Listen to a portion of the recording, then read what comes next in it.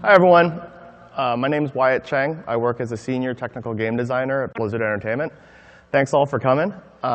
Just a couple of reminders as normal. If you have your phones, just make sure to silence them. And they'll be, make sure you are scanned on the way in. Fill out the eval form when you're done. That's how they decide, who to bring back next year. So let's get started. My title today is Through the Grinder. We're going to go over a bunch of systems in Diablo III. We'll talk about it. A little bit about Diablo III. Came out on May 15th of 2012. That's last year. It's sold over 12 million units to date, which is great. And one of the comments and praise that we get most about the game is the combat. People are constantly commenting that the combat feels visceral, and it's enjoyable, and it's tactical. For today's talk, I chose to go in depth about 3 systems that were designed to support that combat depth. Those systems are going to be health recovery, command input, and skills. And I'll try to tie it all together to show how these systems work together to support that visceral combat feel that people talk a lot about. But there's a theme that goes through my whole talk, and that's one of iteration. I really want to emphasize this, that design requires a lot of iteration. Yes, this is known by anybody who works in the industry that we're constantly iterating. And I thought it'd be really fun to kind of go through a lot of the early iterations on these systems. You can kind of see how we failed, how we made a lot of mistakes, what we got wrong, what we learned. Those are all kind of my favorite things to do when I'm talking to other designers, is kind of go like post-mortem style. Iteration requires what we call avoid the grand reveal. That's one of the design values at Blizzard. At Blizzard, we have a set of design values that we all share. And this avoid the grand reveal is this idea that creative types really don't like showing their work to other people. Whether it's you're a writer or an artist or a designer, we're never really happy with our own work. And it's important as part of the iterative process that we show what we're working on to other people. And sometimes it's because, I'm not happy with it, so I don't expect you to be, so I'm not going to show it to you until I'm happy with it. Or maybe it's, I don't want you to think less of me, or I'm going to be embarrassed, or I'm not proud of this. These are all sorts of reasons why, and you have to fight against that instinct. That's a very natural reaction as a creative, and we need to basically create these environments where it's safe to fail. And this is kind of a thing that gets thrown around a lot in creative industries. So we really want to think about how do we create workplace environments where it is safe to fail, because that supports this sharing and iterative process. So like I said, we're going to go over 3 different systems. And the first one's the health recovery system. So to talk about the health recovery system, let's take a look at what Diablo II is doing, where we are making a sequel. And we sat down to work on Diablo III, and we thought, we really want tactical combat. And we had to think about what are the steps that we need to take to create a more tactical combat system and a more tactical combat experience for the player. And one of the areas that we identified was this potion spam that was happening in Diablo II. Normally you would drink a potion and it would heal you up to full, and a lot of the gameplay revolved around just drinking lots of potions. And your belt would hold up to 16 potions. And we really felt that this, access to unlimited healing was causing a problem. I mean, not only does the player have, access to healing, which is, at a first order, pretty obvious, but it also diminishes the use of, damage reduction abilities or debuffs on enemies or crowd control skills. Like, there's another number of other skill options that we really wanted to see as part of your combat experience that's diminished when the player has access to unlimited healing. Let's talk more about this tactical combat, which really relates to combat pacing. And one of the realizations we had is that healing and monster damage are 2 sides of the same coin. If the player has access to more healing, then the monsters have to do more damage to threaten the player. If you have a lot of healing and not a lot of damage, then all of your content feels trivial. If you have a lot of damage and not a lot of healing, then the content feels punishing. So those 2 really need to be kept in sync with one another. And since the player has access to large amounts of healing via health potions in Diablo II, that also resulted in very large amounts of spiky damage. Spiky damage is this instance of this damage that comes out of nowhere and one-shots you. And that's really how a lot of players wound up dying as you progress farther in the game. Through a lot of play testing, we established that we really like this idea of there being about 3 to 5 seconds to go from full health to dead. I'll kind of show you what that looks like. So here's a video of our monk running around in the outdoor world. And he sees a little bit of danger, and he takes a little bit of damage. And for those of you who haven't played Diablo III before, the health globe in the bottom left represents your health. And you can see as the monk is fighting, the monk is taking some damage and the health pool is coming down. But there's a lot of time to go into that situation and really figure out what's going to happen. You know, that 3 to 5 seconds is critical to recognize the danger, assess the situation, and react accordingly. And this is kind of what we really came on to as we said, you know, we have to create monster damage, pacing, and healing rates that support this philosophy. Here's what it looks like when the damage is too high. This is what we were calling, you know, spiky damage. I walk in, I'm taking huge amounts of damage, and I die, right? And it's pretty obvious and almost humorous sometimes, right? You kind of, you know, chuckle that, you know, of course, now who'd want to play that game? But, you know, at various points during development, and even at various points during live, this is what it looks like. And that's what happens when the player has access to large amounts of healing and large amounts of damage. You know, if you're working on a dev team right now and you find that, you know, you have large amounts of spiky damage, I'd probably step back and maybe take a look at your healing mechanics and decide whether or not, you know, evaluate whether or not those are too potent. Just, so yeah, just dying over and over. So let's go over some of the iterations that we went through to solve this healing problem. The first iteration that we took was this notion of potion dilution. This is an idea that we threw out really early on. It was, you know, we kind of came from looking at Diablo II, and we said, what if every time I drank a health potion, the next potion was reduced in effectiveness? You know, 75%, 50, 25%. The idea being maybe if I knew that my health potions weren't going to heal me for as much, I'd be a little bit more frugal with my potions.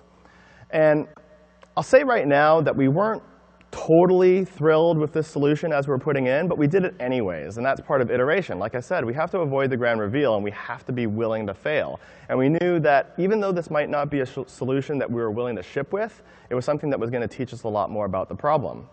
And, you know, teach it did. What we wanted was for players to be more frugal with potions. What we got was even more potion spam. I mean, if you think about it, if my potion's only going to heal me for 25% the regular value, I'm just going to drink 4 times as more. That's kind of the player reaction. One of the big lessons we learned from this is, you know, sometimes like diminishing returns or, you know, soft limits aren't always a good idea, particularly in a case where there's, you know, a fast-paced combat situation, and I have to make a decision between whether or not to drink a health potion based on, you know, a potion dilution scaler that's going to happen later. You know, that's simply not going to happen at this high-paced action pacing. So that obviously that didn't work. So we stepped back a little bit and we said, what are we going to try next? And we tried what we call non-combat regeneration. So this is a little bit of an idea that we borrowed from WoW. So World of Warcraft was out at the time, and for those of you who played, there's a notion of being in combat and being out of combat. If a monster is aware of me, then I'm in combat. And if there's no monsters around that are aware of me, then I'm out of combat. And that sounds pretty cool. So here's what that looked like. So here's my monk again. I'm running through the dungeons. I get locked in combat with one of the cultists. Again, in the bottom left corner, you can see I'm starting to take a little bit of damage. But as soon as I kill that last cultist, I'm no longer in combat, and I automatically heal to full. This is achieving a lot of the goals that we set out earlier. 3 to 5 seconds of combat pacing. You can kind of imagine if there was 5 cultists around me, I'd probably be in a lot more trouble. I have to play a little bit more strategically. If I'm in combat, I really have to watch how much damage I think I'm going to take. If I'm out of combat, I'm safe. I get to heal back to full. Very promising. Had a couple problems. So the first problem we had is as we started to play test this, you know, the game more and more, and we were using it in real situations, here's what Diablo III looked like at one point. I'm running through the dungeon. I'm fighting a bunch of cultists. I'm starting to get low on health. You know, I'm like, you know, I should probably try to heal up. Except there's more cultists coming at me from off screen. Not to mention, in an action RPG, if I'm locked in combat nonstop for 5 minutes, that's actually a really good thing. You know, like I don't want the mechanics requiring me to deliberately drop out of combat. Here's another problem that we had. Again, I'm damaged, I want to heal. So I kill the last monsters that are with me, but I'm not healing yet. What's going on? I come around the corner and I realize, oh, there's some monsters on the other side of the jail cell behind, maybe possibly off screen, that were aware of me but couldn't path to me, so they were locking me in combat. If you think about this sort of World of Warcraft perspective, like the monster distribution in World of Warcraft sort of has monster, empty space, monster, empty space. And it has this nice pacing that allows you to go in and out of combat. But in Diablo, it's not like that at all. We have monsters all over the place. We're an action-based RPG. We want to keep the action going forward. So this idea that I'd want to actually drop out of combat was not relevant for us. It didn't work. And we needed it to be really obvious when you were in combat and when you weren't. It was unacceptable that a monster could be underground or flying or stealth or off screen that would be keeping me in combat, because that was my core healing mechanic. But if you remember that first video I showed you, where it kind of showed a lot of promise, so we wanted to explore the idea more. So the next thing we tried is what we call defensive regeneration. Here the idea is, if 3 seconds pass without taking damage, then slowly heal back to full. I mean, that makes a lot of sense, right? Because we had a in-combat, out-of-combat system. It had a lot of promise, and maybe it's just the rules weren't right. It's also made a lot of sense to us because there's a lot of FPS games. In fact, most FPS games do exactly this. You're out in the world, you're taking a lot of damage. It works so well, in fact, that some FPS games get away without even a health bar at all. They set the edges of the screen to be red. You hear your heartbeat, heavy breathing. These are all cues that you're taking a lot of damage. So what do? You just back off a little bit, try to avoid taking damage for 3 seconds. Then those cues stop. You're back at full. You get back into the action. And we know FPSs are action-based games as well. So here's what that looks like in Diablo 3. So here we have the 3-second rule, where I need to get out from taking damage. I've left the mouse cursor on in this video so you can kind of see what the player is doing. And you might pick up on the fact that there's not a lot for the player to do when they're running away from monsters. I want to heal up, so I run away from the monsters, and then I just kind of move around in circles, like a chicken with its head cut off. It's not exciting. It's not engaging. And most importantly, it's not fulfilling my fantasy. This idea that I don't want to take damage, I want to heal some more, so I'm just going to back away and run around in circles. We got a lot of complaints about that during internal playtesting. So the lesson from that is the mechanics that we have are going to induce particular behaviors in players. We all know this to be true. But those behaviors that we induce, we want it to be fantasy fulfilling. Why does the 3-second regeneration rule work so well in first-person shooters? It's because hiding, lying prone, taking cover, going inside a room, these are all parts of my core fantasy in a first-person shooter game. But they're not part of my core fantasy in a top-down action RPG.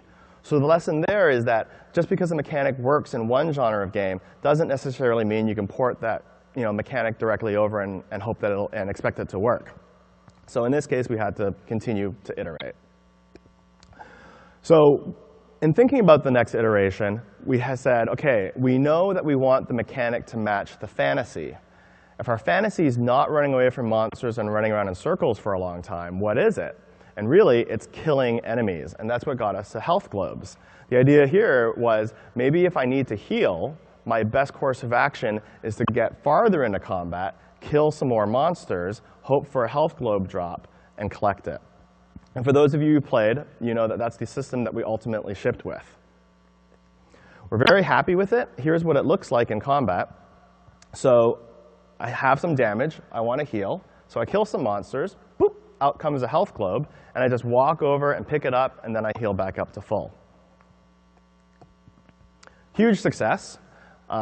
We were very happy with the pacing that achieved all of our goals. It was fantasy fulfilling. It also allowed us to limit monster damage 3 to 5 seconds before you went from full to dead, as well as giving the player the opportunity to heal back up. While we're on the topic, and this is a little bit of an aside, a lot of people ask me, hey, Wyatt, is the health globe drop rate truly random in Diablo 3? Or are you guys cheating a little bit? Are you guys normalizing out the rates? Are you looking at how much health I have and dropping a globe for me when I'm kind of low? And I'll just say, we're not. It's a true random system.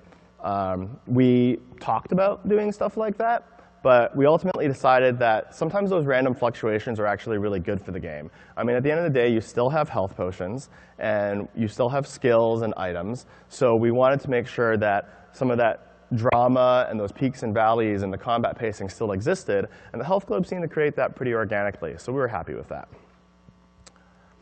So what did we learn from the health recovery system? Well, like I said, we put in a potion dilution scaler in the beginning, even though we weren't sure if it was going to work. A lot of that's just when you don't know what to do, just experiment, iterate. Let your team know that this is going to be an experiment. Those are really useful. We have to limit healing so that we can limit the damage. And that's how we create this canvas for tactical combat. And like I said, the game mechanics should fulfill the fantasy. So that establishes a backdrop for this tactical combat that we wanted. So the next question is, if now that the monsters are doing less damage and the player has some time to move around, I alluded to earlier the idea that we want multiple skills. We want these crowd control skills. We wanted skills that would reduce monster damage or debuff, things that were very hard to create in a system with health potions. And that leads me to the second system that I want to talk about, which is command input. So before I get too far into this, I just want to preface by saying that I could talk about controls all day. I love geeking out about controls. I think that really tight controls are hard to do well, and a lot of my favorite games unanimously have tight controls in them. But as we look at Diablo III, we knew that we were going to have 6 skills available to you on the hotbar. And this seemed pretty straightforward at first. You can see in the shot, some skills are bound to 1, 2, 3, 4, left mouse button and right mouse button. But we immediately started to run into some problems during development. And this was this idea of lost clicks. And this plagued us during large parts of internal development. Because players play Diablo III very frenetically. You're constantly clicking, you're constantly issuing commands to the game, and a lot of times you're entering multiple keystrokes as well as mouse commands all at once. But your character has to animate. And animation is a very key part of making you feel connected to your character. I issue a command, the command is received by the game, my character performs an animation, and then I get the result. So how do we handle the input when the player is telling us lots of things at once? Before we go into that problem too much, let's go over the animation structure. So all of our combat animations involve an animation, usually between 18 and 28 frames long, which have 3 important points: the start frame, the contact frame, and the end frame. The start frame is our way of letting the user know that your command has been received and we're now going to perform the power. One of the things I want to call out about the start frame is it is in an extreme pose. If you look at the barbarian and the full sequence of the animation that he's going to go through, it's the strongest silhouette, And it's because when the player clicks that button and the animation begins, normally in a lot of classical animation, you have what's called anticipation at the beginning of the animation. An analogy would be in console platformers. Game industry figured out pretty fast that you don't want your character to bend his knees, and wind up a jump, because it just doesn't feel responsive to have that delay before my character actually starts traveling through the air.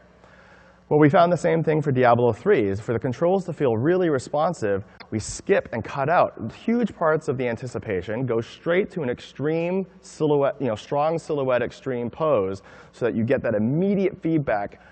User, we got your command, and we're performing the power. And that's what increases that sense of control. So from the start frame, you then begin animating through to the contact frame, which is always located for us between a quarter and a third way into the animation. We tried other positions, and we really felt like that was the best compromise between giving the weapon some weight versus feeling like you got your impact out. The contact frame is when, if I'm a melee attack, I actually make contact with the enemy and hit. It's if I'm a ranged attack, that's when the projectile actually comes out. If I'm a caster, that's when the buff goes off. And then that time from the contact through to the end, that's the follow-through. That's where the animators have time to communicate a lot of weight in the weapon. That's where your attack speed really comes into play if you have a slow versus fast weapon. And all of that happens from the contact through to the end. As a side note, that's also when we then allow the player to move, which is another iteration that we did, which I don't go into too much detail on, but we found that players really enjoyed that ability to stutter step their animations through, so we allow movement after the contact frame. So let's get back to the original problem. The player now has the ability to issue up to 6 commands all at once. 1, 2, 3, 4, left mouse button, right mouse button. So for the purposes of illustration today, I'm going to focus on 4 skills that I'm going to use as examples: Magic Missile, Arcane Orb, Blizzard, and Ice Armor. So that first skill, like I said, is Magic Missile. Here's a video of what that looks like.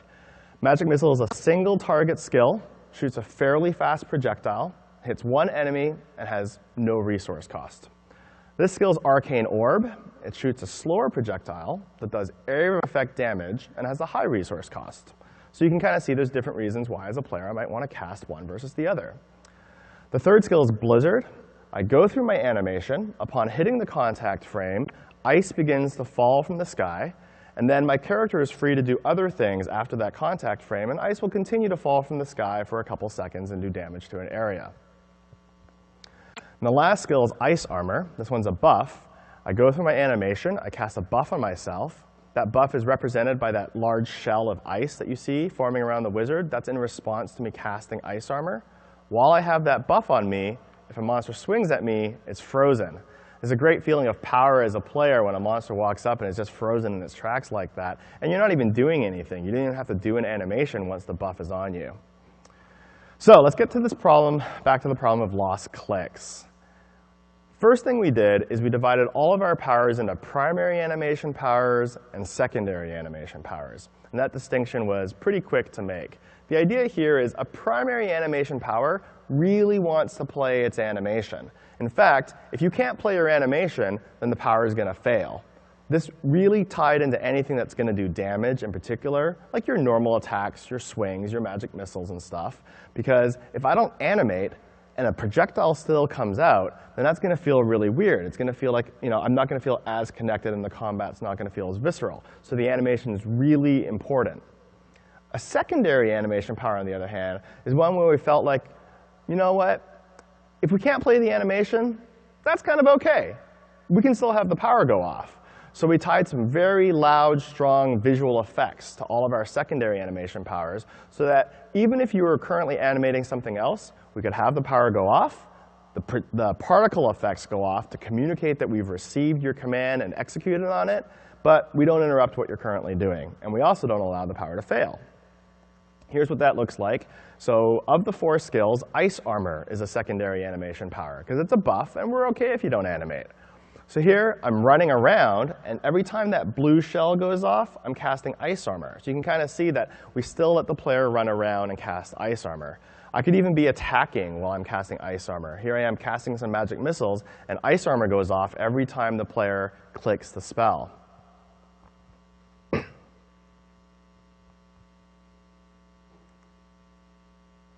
So the result of that, again, very good. We consider that experiment a success. Improves controls for the player. And some people would argue that there is a slight increase in power for the players because, hey, before I had to kind of stop moving to cast Ice Armor. And isn't that part of the gameplay of keeping up a 2-minute buff? Is that opportunity cost of standing still? And our ultimate conclusion was that the feeling of these lost clicks and really feeling in control of your character was more important than tying in that animation and that slight increase in power that we were giving to the players. So while this was good and it improved the number of reports of lost clicks that we were getting, it still doesn't address all the skills that do need to animate, and that was the other 3. So we took a look at those.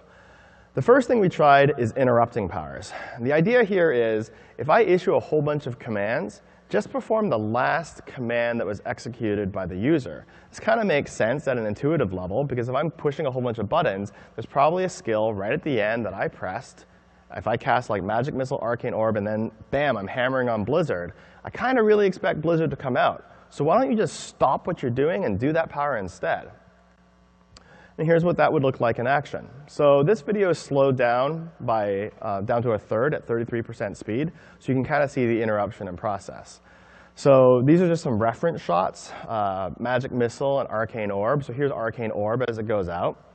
But now watch as Magic Missile and Arcane Orb are allowed to interrupt each other. As Magic Missile is finishing up, between the contact frame and the end frame, before it's completely finished, the user issues the next command, and we just immediately respond. We cut off the rest of the animation and begin the new power. And here's Arcane Orb being interrupted by Magic Missile. The result is improved controls. That's kind of to be expected. If I push a button, that skill is guaranteed to go off. So we really like that aspect, and it was showing a lot of promise. The downside is, as some of you may have guessed, it does result in the opportunity for some increased DPS on the player, which of course we always have to evaluate how much increased power are we giving versus the sense of control. It was kind of negative in this case because it also created what I call a burden of optimal play. This is the idea that the player can increase their power level, but they do so in a way that's not necessarily enjoyable. I mean, although I can get extra frames of animations trimmed off of my skill to do more damage, I have to stare at my character really carefully and carefully time and take latency into account and all these other factors that didn't seem very appealing. But more importantly, I could also still lose some commands if the command was issued before the contact frame. So let's take a look at what those two problems look like. So here's an example of how a player could increase their DPS. And you can kind of see by weaving arcane orbs and magic missile back and forth, I can actually cut off all the time from the contact frame through to the end frame and get almost twice as many projectiles out as I could before. Remember, though, this is at 33% playback speed. So you can kind of imagine what this must be like to play, at full speed. That's the burden of optimal play. But the bigger problem was this problem. If I clicked before the contact frame, I didn't get my projectile. You can kind of see the wizard's interrupting herself, so nothing comes out. And this was a huge problem. And we were like, we can't ship like this. Like, I'm spamming Magic Missile and Arcane Orb and nothing is coming out. So we knew we had to try something else.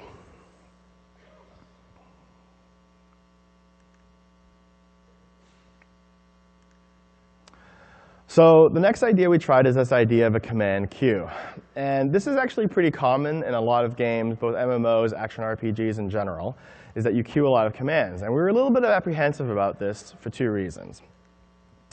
The first reason is that at a point in time, we were already in beta. We had tried the interrupting method that I just mentioned, had actually gone out to the public during the beta test. And and a lot of players had picked up on this optimal DPS problem. And we were in complete feature lockdown because we were trying to hit a ship date. And there has to be that time where you're just polishing all the systems you have and you're wrapping it up and you want to get the game out the door. But the team believes in tight controls. So when we sat down and we really evaluated how big of a deal we thought this was, at Blizzard, we have one of our design values, control is king. And we had a discussion, and we said, you know what? Even if we have to delay the game, the controls must feel tight and responsive. We knew this to be the case because although a lot of other features could probably be cut or delayed or worked on later or pushed out, controls, it was unacceptable that we would go out with anything less than really tight controls. So that was our first concern. The second concern is that we had seen other games do command queuing, and sometimes it actually results in controls that feel worse. A lot of times when we played some other action RPGs, your character ends up queuing a bunch of commands, and it actually feels like there's a loss of control. To use an extreme example, if you did full queuing, imagine I cast 5 magic missiles in a row by clicking really, really fast. I mean, I certainly wouldn't expect to be able to take my hands off the keyboard and my character still shoots 5 magic missiles out. I mean, that'd be ridiculous. You definitely feel like you actually had less control of your character at that point. So what we did is some queue windows. And those queue windows are very carefully tuned and have some rules surrounding them. The first rule is never queue more than one command at a time. This one almost seems obvious. This is the rule that most games implement pretty early on when you implement command queuing. So even if I click Magic Missile 5 times in a row, I'm going to queue the one that I'm currently doing, and I'll queue one more, and that's it. The second rule we have is that we only queue commands for a very brief time window. We tried different time windows from 0.1 seconds up to 1.0 seconds, and we really found that there's a sweet spot between 0.3 and 0.5 seconds is the amount of time that we feel like you want to hold on to that command and queue it.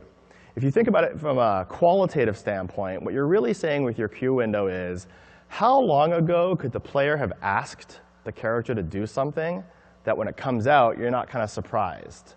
And that feels like about 0.3 to 0.5 seconds, where you're like, yeah, I kind of cast Blizzard. I just did that. It should come out. That feels right. So all of our powers are set up with values between 0.3 and 0.45 seconds for the amount of time that they're allowed to queue.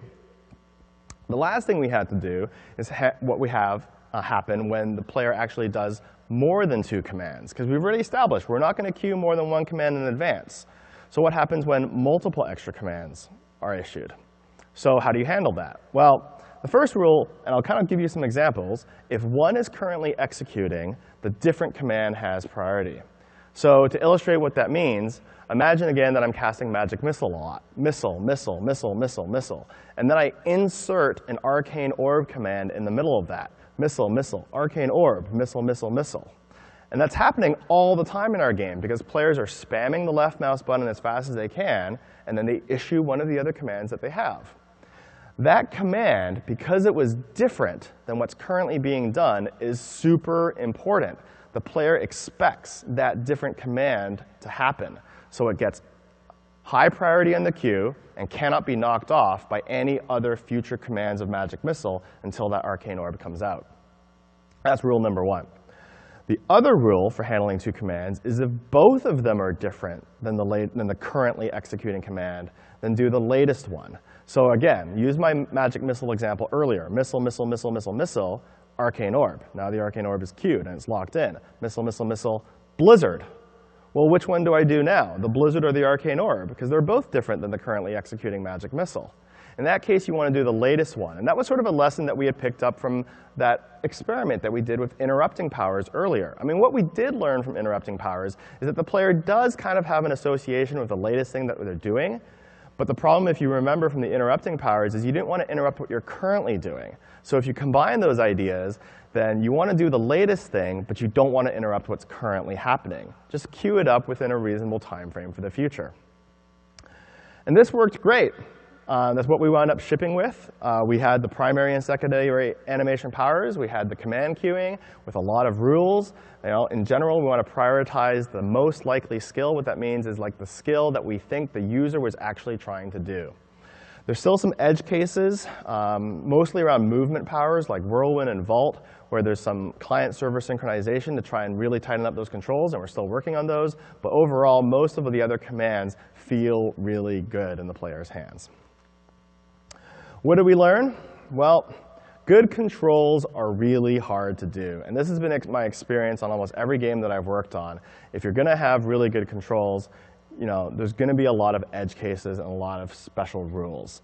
In general, the rule you want to think about is, what did the player intend to do?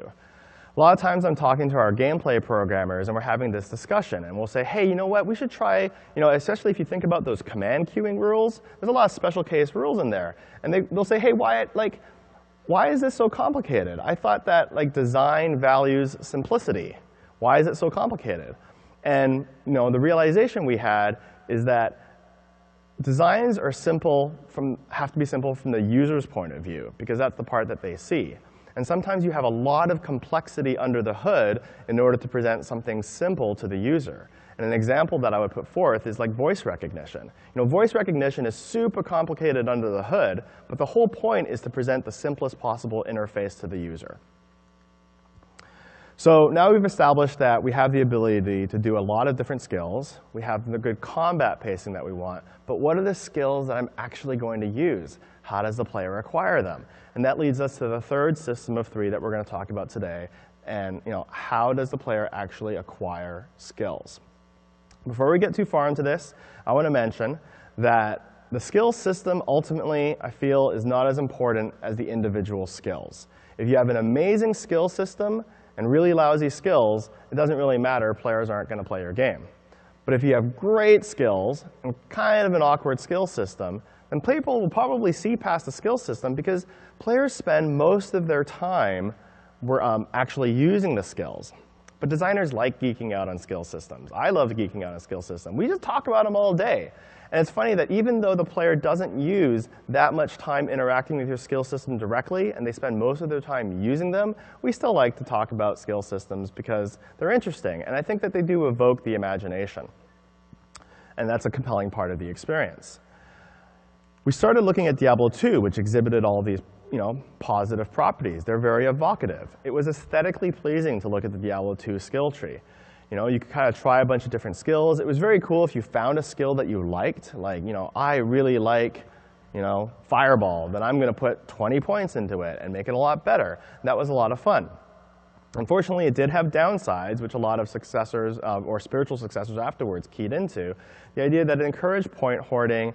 It was easy to make mistakes. And what I mean by easy to make mistakes, I'm not just talking about the fact that I click on something and then I accidentally spent a point. I mean, that could be solved with an undo or anything like that. I'm talking about the fact that I could take a skill and then regret that I took that skill 30 minutes later. And people will sometimes say, hey, well, how about better tooltips? Could better tooltips describe this? But of course, the longer your tooltip gets, the less likely people are going to read it. Not to mention, it doesn't even matter if you put a 1,000-word essay on the tooltip. That's not going to describe to the player how they're going to experience the skill. How about movies? We could play a little AVI file about what the skill is going to look like. We could create a test chamber or a playground where you can just kind of use the skill for a while before you commit. Unfortunately, what we found is all of these things just kind of delay the problem. Sometimes the player can have all this, but they don't really know that they want to use that skill until they've had it in a real combat situation and they've had a chance to use it to fight monsters in actual combat. And the other problem, the connections can be arbitrary because you're trying to create this aesthetic look. And sometimes that aesthetic look trumps the actual reason why you might have those dependencies. But the other big problem was analysis paralysis. This is the idea that I'm overwhelmed with all these choices. And we kind of felt like if I'm 3 minutes into your game, into Diablo III, and I get my first skill point, and we pop open a tree with 30 choices, a lot of players are just overwhelmed. And it was kind of odd that 3 minutes into the game, you're torturing yourself over a choice about how you think you're going to want to play the game 30 hours from now. That seemed a little bit backwards for us. We wanted to try and delay as much of the hard decision making and skill building until after you've already had a chance to engage in the combat system. But nonetheless, we did use Diablo II as a starting point. And this is kind of an early shot of what a Diablo III skill tree looked like very early on. We tried a bunch of different iterations in which we just tried to simplify some of the dependencies or try different relationships. This was one of our early attempts at eliminating what I mentioned analysis paralysis before. So kind of early on, I only have 3 skills to choose from. We can make those choices very different. We're hiding the options that I have later. Of course, you think about it, people are just going to alt-tab out to look up all the skills on a website. But we tried it. This was kind of getting more looking at the World of Warcraft Cataclysm and before talent tree with the requirements 5, 10, 15, 20, kind of solving some of that point hoarding problem. Of course, this still has the analysis paralysis problem where there's just a lot of tooltips to read. This was kind of one of our refinements when we're trying to simplify things. Again, we're hiding some of the options, but the idea here is I take a skill, and that's a more significant choice, and then that leads me down the road to maybe some other choices, some other skills later that are in a more linear progression. This is the same idea in a different layout. Again, just exploring this idea that I have a skill and it's evolving over time. And that's what really led us to this system here, which is the idea here is, as I leveled up, we would grant you some skills, and those skills would have 3 choices. And you can kind of see on the screen there's some different icons, and those icons represented, at the time, some very simplistic effects. You know, there's a damage increaser, there's a critical strike increaser, there's a range increaser. Each of these were just simple number changes on the base skill. And we really kind of liked this iteration. We were like, hey, I really like getting a skill, getting to use it for a while, and then being able to choose one of 3 different numbersy effects that I would like to modify the skill. And that's where the runestone system came in. And the runestone, early runestone, we actually had 10 different runestones. We took all the different effects from that previous iteration and translated them into 10 different runes. And each of those runes had a specific quality about the skill that it would change. I still acquired the skills. In this particular version, I still kind of made a few choices. We kind of went back and forth a lot. Made a few choices about what skills I wanted, but then I could go out in the world, find a rune, socket it in, and modify my skill.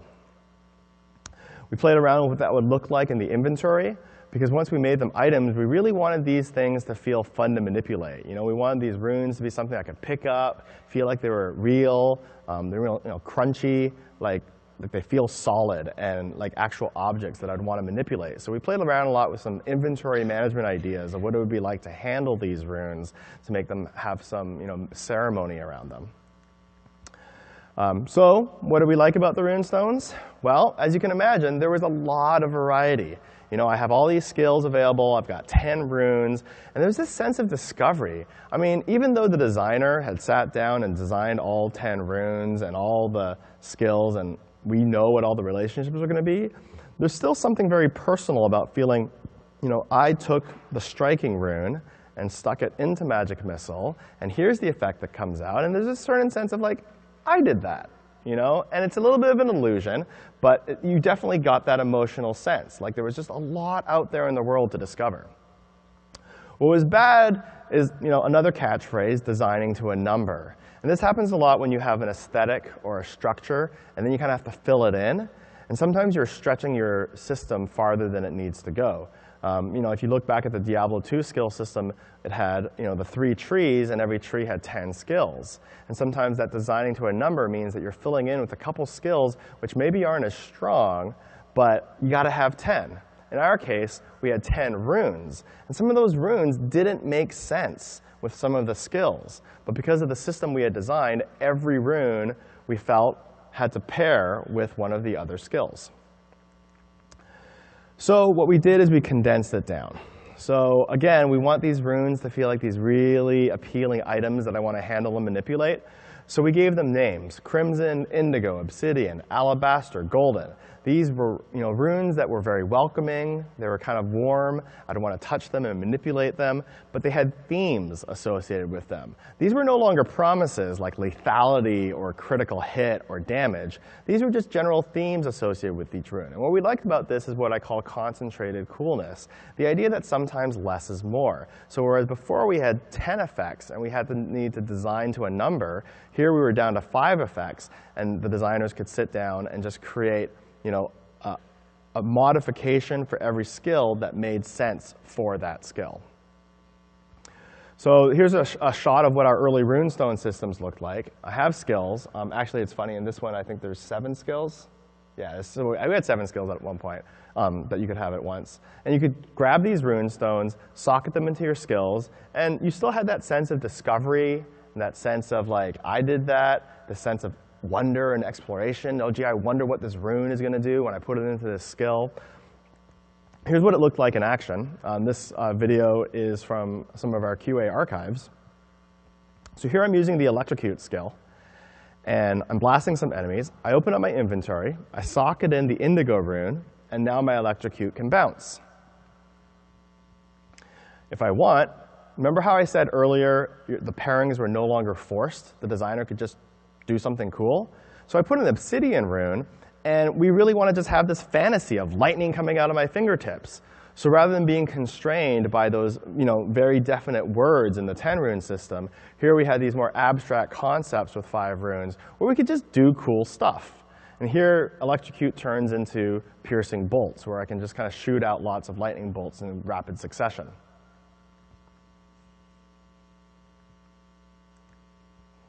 The result of that was great. You know, we were having a lot of fun. We could design runes that made sense.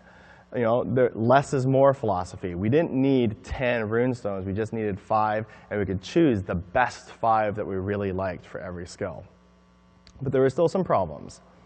The first is that a lot of times the player has in mind a skill that they really want to do, you know, like a skill build that we want to put together, but then they had to rummage through their inventory, and players would keep tons of these runestones in their inventory and stash and to get the build that they know exists and they have in mind. The other problem is that flexibility for the designer to just design a runestone and skill pairing that made sense actually worked against us when it didn't match the player expectations.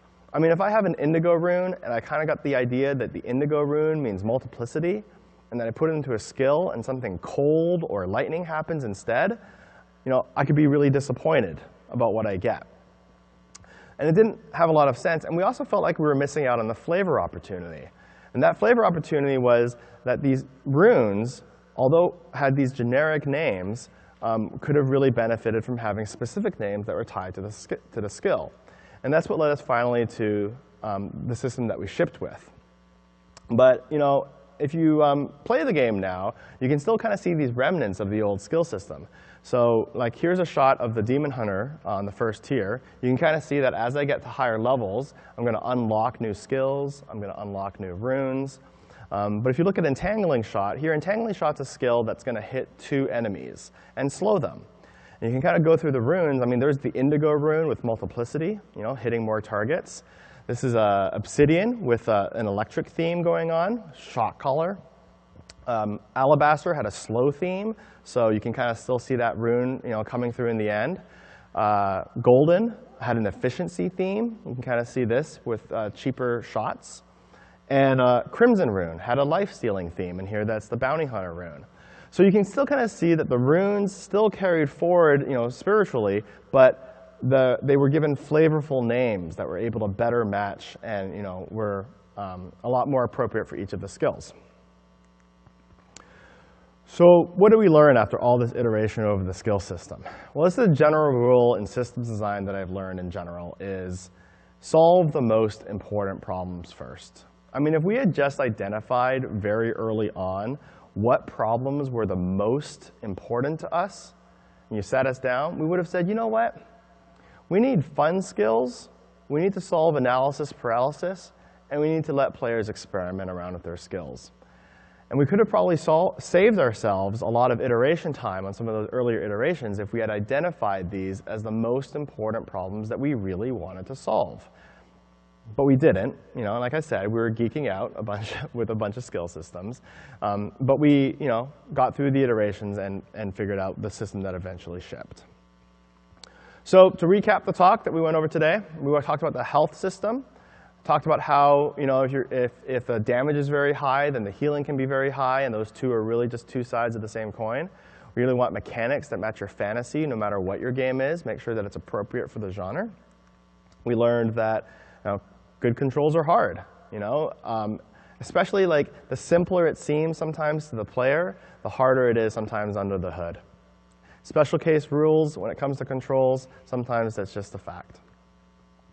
And the skill system, you know, at the end of the day, we should have spent more time making more individual skills. I'm glad that we were able to have the time that we did. They actually developed in parallel, where we developed the skill system at the same time that we were developing skills. So that kind of worked out in the end. But we definitely want to solve the most important problems first. And that applies no matter what system that you're working on. So that wraps it up. Thank you very much. Thank you.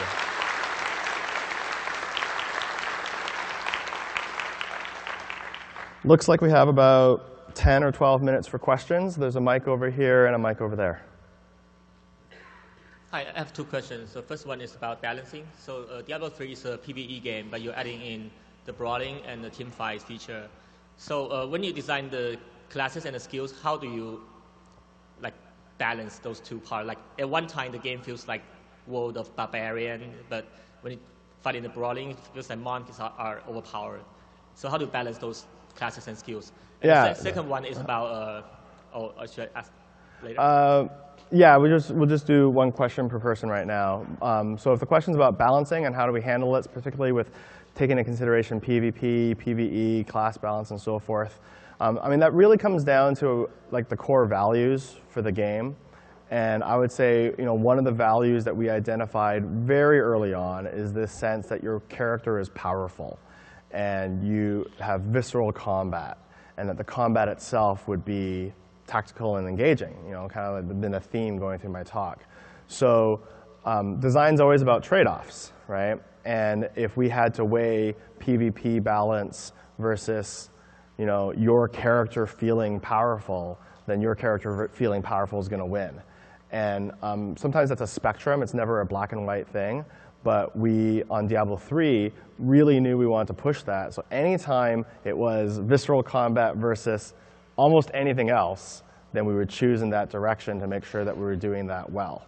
If it was a different game, then you might choose different things. It just depends on the values of the project. Thank you. Yeah. Hi. So when you were talking about health recovery, you mentioned that it was truly random when those health globes would appear. And currently in Diablo 3, like if you kill a bunch of enemies or destroy a bunch of objects, you get an XP bonus for that. And I was just wondering if you guys ever considered kind of connecting, a mass kill to getting a health globe or anything like that, and moving away from it just being totally random, so that the player is rewarded for, a huge kill beyond just a small XP reward. Like a kill streak bonus? Yeah. Honestly, I don't think we've ever really talked about that. It's an interesting idea. The health globes, when I should qualify the health globe statement when I say that they're random. They are based like random per monster and in aggregate. So for example, a lot of monsters will have a 20% chance to drop a health globe. But certainly, we have the ability to say, well, this monster is going to be 100%, or this one's definitely going to drop at 50%. So it is like a genuine roll, but that roll is going to depend on the monster. In terms of whether or not we tied that into the kill streak bonus, I mean, we hadn't. The kill streak bonus was really intended to just feel like a bonus and to be like an attaboy. Congratulations on your kill streak bonus. I mean, I guess it's something we consider in general. I'm a little bit more skeptical when the systems become interdependent too much. It's certainly worth considering, but my initial reaction would be to try and keep each system focused on solving one problem. Sure. Thanks. Thanks. Hi, I have a question on the skill system. Yeah. Specifically, the experimentation aspect of it. So one great thing about the system in Diablo 3 is, you get the new skill, get the new rune, you're like, immediately I can test this out in real combat, see how it plays, But one of the things you sort of lose with the, I guess in a sense, basically there's no real sort of permanence to your character. Sure, yeah. You kind of lose like the standard RPG, I identify this as a Hammerdin or whatever. Yeah. So was that, that wasn't one of your major things on your list, but what was kind of the consideration of that when you were developing the skill system? Yeah, no, totally. Like I was alluding to earlier, so I guess the question is about whether the trade-offs on the skill system and what we gain in flexibility for the player, we lose in a sense of permanence or possibly investment in the character, or being able to identify with a particular build and feeling invested in that. And we did lose some of that. That's the reality, right? It's in the sense of trade-offs. And when we were designing the skill system, we definitely looked at it and said, we have, I mean, if you think about it, each class having between 20 and 25 skills with 5 rune variants is a lot of possibilities. And we wanted players to be able to experiment with those, but we did lose in this other area. So I think if we were going to try and address permanence, I probably wouldn't do it by modifying the skill system itself, but rather looking for other ways for players to feel a little bit more invested in their character. I mean, since, like you said, that is something that was diminished. So just trade-offs. Yes. Hello. My question kind of ties into that just a little bit. But I feel with Diablo 2, there was a heavy focus on tying items into skills, and that was an important aspect of the game, which is, it is there a little bit in Diablo 3, but not very much. Right, yeah. So how do items tie in? I'm wondering, what are your thoughts on that? Because I feel that added some level of depth that is yes, absolutely. For the player, having the systems connected. Right, the interaction of items. And so, again, like sitting down with Diablo 3, we had to sit down and really think about the skill system and the rune system. And as it started to take shape, we knew that it was new. And we knew that not a lot of games had really done something like it before. So we really wanted to sort of double down on the skill system and deliver something that players would immediately say, wow, that skill system is awesome. I mean, I wish that there was more permanence, but the skill system is awesome. Or the skill system is awesome, and I wish items were more interesting, but the skill system is awesome. So we kind of knew that we were investing heavily into one system.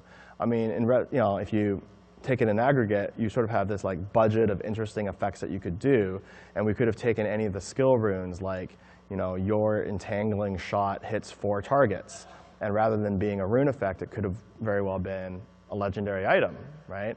And that goes for any rune effect, could have been an item instead. And so the question is, like, given that you have this creative budget of cool effects to have in your skills, how are you going to spend that? And we decided, you know what, we're going to invest heavily in the skill system.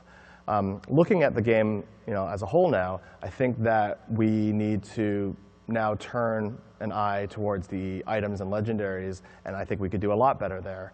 And that's definitely, like, plans for the future would include that. Right. Yeah. I very much enjoyed the game, so thank you for that. Awesome. I was just, it's not so much about, what I meant was not so much about making either system cool, but that there can be a depth from the system interacting with each other. Yeah, and so I hope that we will be able to do some of that in the future, where now that we've sort of established the skill system as what it is, it's pretty cool, it has strengths, it has weaknesses, how can we design now, how can we further flesh out the item game to complement and support that?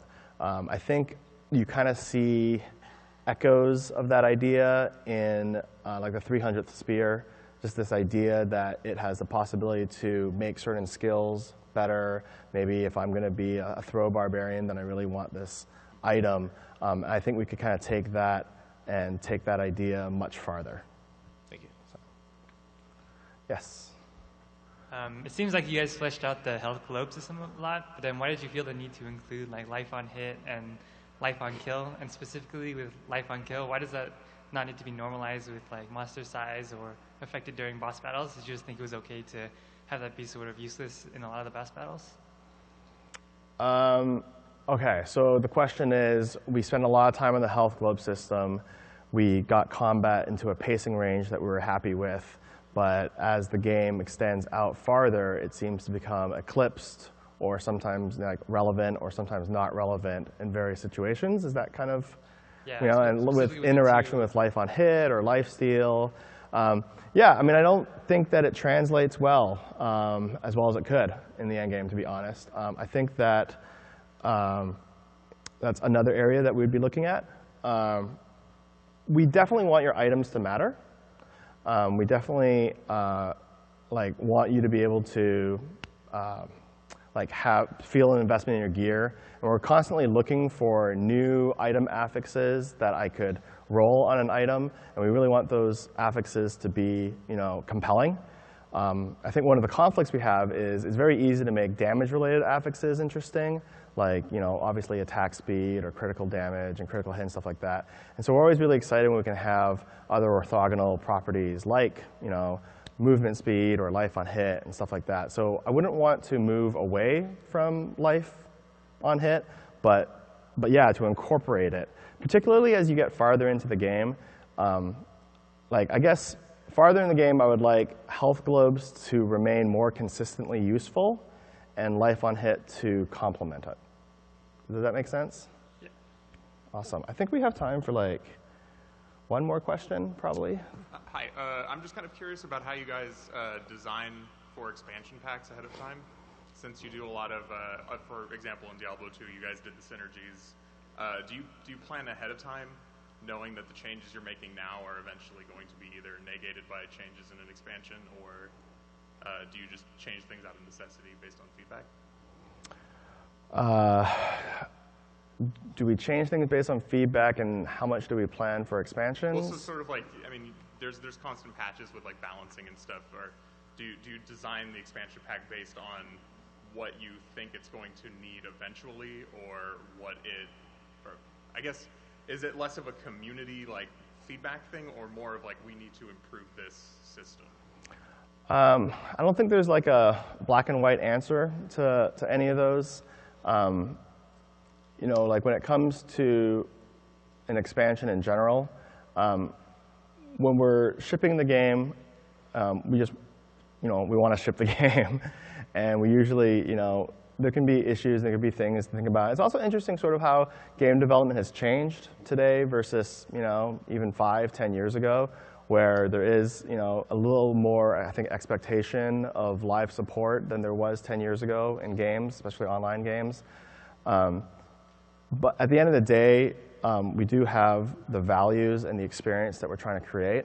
So when we get feedback from players or through the community, if the suggestions are in line with the values and the experience that we want to deliver, then great. Obviously, you know, since design is, I think, you know, I know I've said it a bunch, but design is about trade-offs. So it can't, one game can't be everything to everyone, and everyone would love to see it go in different directions. But yeah, I mean, if there's a fantastic suggestion that we think meets a lot of our design goals, then we would absolutely, you know, look at it and talk about it and discuss it. So, awesome. Thank you very much for coming.